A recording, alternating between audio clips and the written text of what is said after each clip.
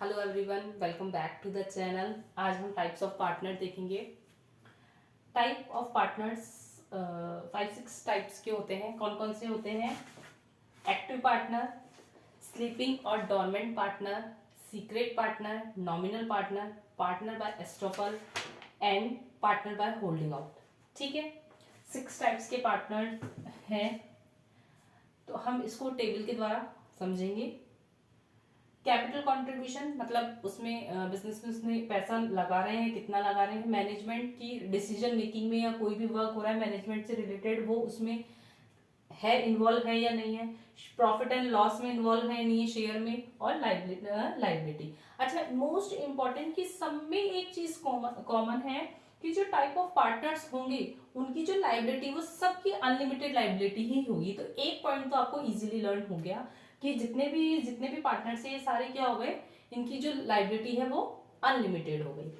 First देखते हैं हम एक्टिव पार्टनर। एक्टिव पार्टनर वो हर, इससे आपको वर्ड से ही आपको पता चल रहा है कि वो हर फील्ड में ही एक्टिव होगा। ठीक है, एक्टिव पार्टनर जिसने कैपिटल कंट्रीब्यूशन भी किया है, मैनेजमेंट में भी पूरा पूरा पार्टिसिपेट करता है, प्रॉफिट एंड लॉस भी शेयर करता है, और लाइबिलिटी तो अनलिमिटेड है ही।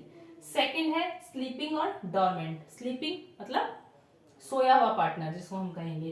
तो कंट्रीब्यूशन तो करता है, जैसे कई पर्सन होते हैं वो बोल देते हैं भाई मैं पैसा लगा सकता हूँ, मुझे तो प्रॉफिट एंड लॉस में हिस्सा दे देना, बट मैं मैनेजमेंट में उसमें कुछ भी नहीं कर सकता। मतलब मैं बिजनेस में इन्वॉल्व नहीं हूँ, सिर्फ पैसा लगा सकता हूँ, सिर्फ इन्वेस्टमेंट कर सकता हूँ। उसके अलावा मेरे को बस प्रॉफिट हो लॉस हो वो मुझे उसमें इन्वॉल्व करना, बाकी मैनेजमेंट से मेरा कोई नाता नहीं है। तो जो स्लीपिंग और डॉर्मेंट पार्टनर होते हैं वो कंट्रीब्यूशन भी करते हैं, प्रॉफिट और शेयर भी, प्रॉफिट एंड लॉस भी शेयर करते हैं, लाइबिलिटी भी अनलिमिटेड होती है, लेकिन बस मैनेजमेंट में वो इन्वॉल्व नहीं होते। थर्ड है सीक्रेट पार्टनर। सीक्रेट पार्टनर क्या होता है? छुपा हुआ पार्टनर, छुप छुप के काम करता है ये हर। तो कंट्रीब्यूशन करता है ये कैपिटल में, मैनेजमेंट में ये इन्वॉल्व रहता है लेकिन सीक्रेटली रहता है, ओपनली नहीं रहता, सीक्रेटली इन्वॉल्व रहता है उसके अंदर। ठीक है, share in profit and loss, profit and loss भी शेयर करता है, और लाइबिलिटी तो अनलिमिटेड होती है इसकी। फिर हम बात कर रहे हैं नॉमिनल पार्टनर। नॉमिनल पार्टनर क्या होता है? कंट्रीब्यूशन में इन्वॉल्व नहीं होता ये। कंट्रीब्यूशन, नॉमिनल पार्टनर क्या होता है? जिसका सिर्फ नाम यूज किया गया हो, सिर्फ नेम यूज किया गया, उसे पता भी नहीं है कि इसका नाम यूज किया है। ठीक है, नॉमिनल पार्टनर क्या होता है कि सिर्फ उसका नेम यूज किया गया हो, तो वो कंट्रीब्यूशन क्यों करेगा? ठीक है, वो मैनेजमेंट में भी इन्वॉल्व नहीं है, वो प्रॉफिट एंड लॉस भी शेयर नहीं करता है। ठीक है, लेकिन लाइबिलिटी तो उसकी भी अनलिमिटेड होती है, क्योंकि पब्लिक में तो यही लग रहा है कि वो इनका पार्टनर है।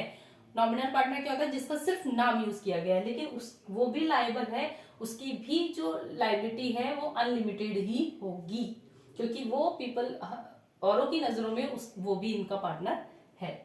फिर है पार्टनर बाय एस्ट्रोपल। पार्टनर बाय एस्ट्रोपल का मतलब होता है कि सपोज मेरी एक फ्रेंड है, हम दोनों, मैं और मेरी एक फ्रेंड पार्टनर कर रही है, लेकिन मेरी तीसरी फ्रेंड है, उसको मैंने बोला कि आज इस तरीके से डील है, तो वो बोलती कि चलो मैं भी चलती हूँ तुम्हारे साथ। वो पूरा, या फिर वो मैनेजर है, वो मैनेजर होके वो पूरा जब मीटिंग होती है तो वो इस तरीके से शो करती है कि वो भी मेरा पार्टनर है, वो भी हमारे बिजनेस का पार्टनर है। ठीक है, वो भी मेरे पार्टनर है, और उसने इस तरीके से इतनी अच्छी डील प्रेजेंट करी, तो जो जिसके सामने हम ये मीटिंग थी उसने वो डील एक्सेप्ट कर ली, लेकिन क्या हुआ, उसकी नजरों में तो वो मेरा पार्टनर है, जबकि वो मेरा पार्टनर है ही नहीं। ठीक है, मैं तो वो तो बोलेगा कि मैं तो मैनेजर हूँ भाई, मैं तो सिर्फ नौकरी करता हूँ इनके यहाँ। ठीक है, बट उसकी भी लाइबिलिटी क्या होगी? लिमिटेड होगी, क्योंकि उसने शो किया है कि वो आपका पार्टनर है।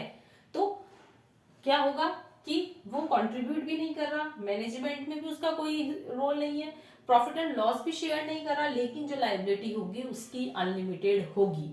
ठीक है, पार्टनर बाय होल्डिंग आउट ये सेम ही है एज एस्ट्रोपल एंड नॉमिनल, कि इसका भी नाम यूज किया जाता है, कंट्रीब्यूशन नहीं करता ये कैपिटल का, मैनेजमेंट में भी इसका कोई रोल नहीं है, और ये शेयर प्रॉफिट एंड लॉस में भी कोई इन्वॉल्वमेंट नहीं रहता, बट इसकी भी लाइबिलिटी अनलिमिटेड होती है।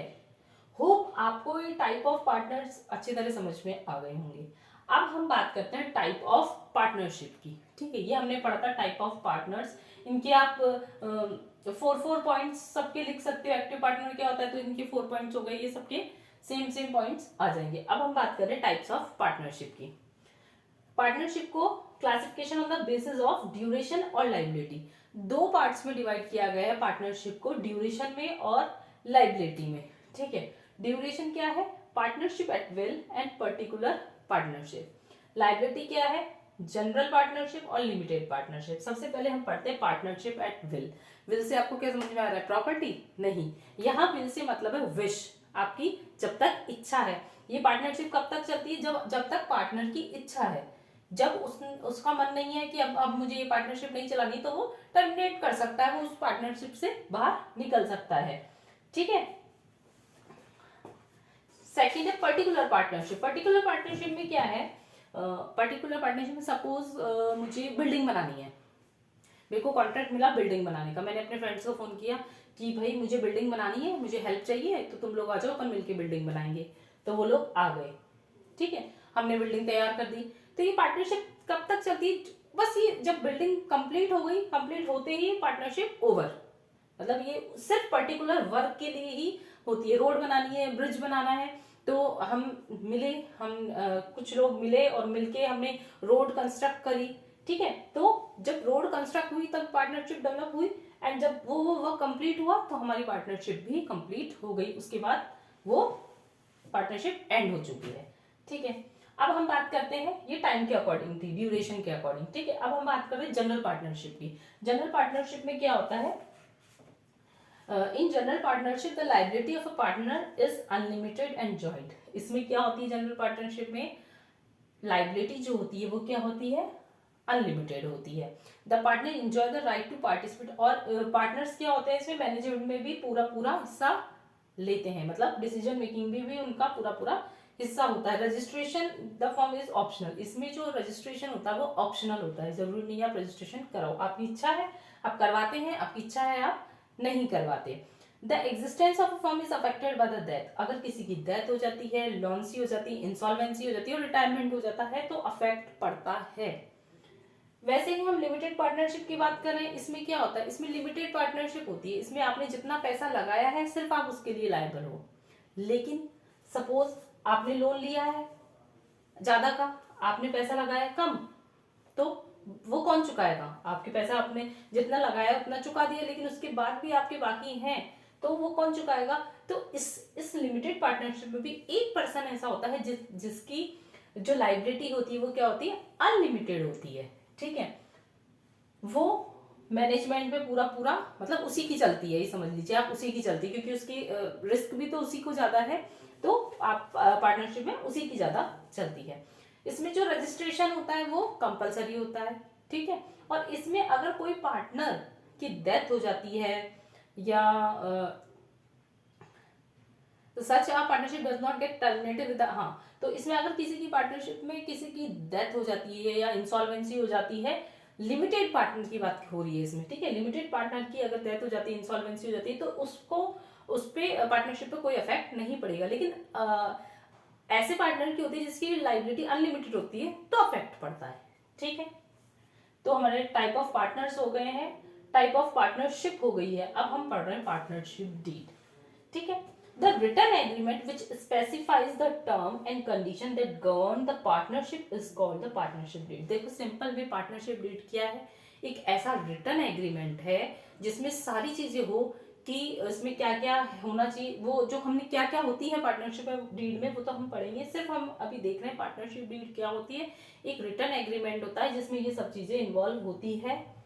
ठीक है, A partnership is a voluntary association of people who come together for achieving common objective। ये हमने पढ़ी ली है, पार्टनरशिप क्या होती है, एक वॉलंटरी एसोसिएशन होती है जो कि हम बहुत सारे लोग मिलके करते हैं एक कॉमन ऑब्जेक्टिव के लिए। ठीक है, in order to enter into partnership a clear agreement with respect to the term condition and all aspect considering, मतलब सारी टर्म कंडीशन हमें उसमें माननी पड़ती है। ये एग्रीमेंट ओरल भी हो सकता है और रिटर्न भी हो सकता है। अगर रिटर्न एग्रीमेंट होता है तो उसे हम क्या कहते हैं, partnership deed. The written agreement which specific the terms, जिसमें सारी उस रिटन एग्रीमेंट में क्या क्या होता है, सारी टर्म्स और कंडीशंस लिखी हुई होती गवर्नमेंट के अकॉर्डिंग, पार्टनरशिप डीड एक्ट 1932 के अकॉर्डिंग। ठीक है, उसे हम पार्टनरशिप डीड कहते हैं। अब इसमें देखिए पार्टनरशिप डीड में क्या क्या इंक्लूड होता है। Name of the firm, firm का नाम होता है, nature of business and location of a business, duration of business, investment made by each partner, distribution of profit and losses, duties and obligation of the partners, salaries and withdrawal of the partners, term and governing admission, retirement and expulsion of a partner, interest on capital and interest on drawing, procedure for dissolution of the firm, preparation of account and their auditing, method of solving disputes। ये सारी information partnership deed में होती है। आज हमारा chapter 2 complete हो गया है, आप इसे नोट डाउन कर लीजिए। Thank you.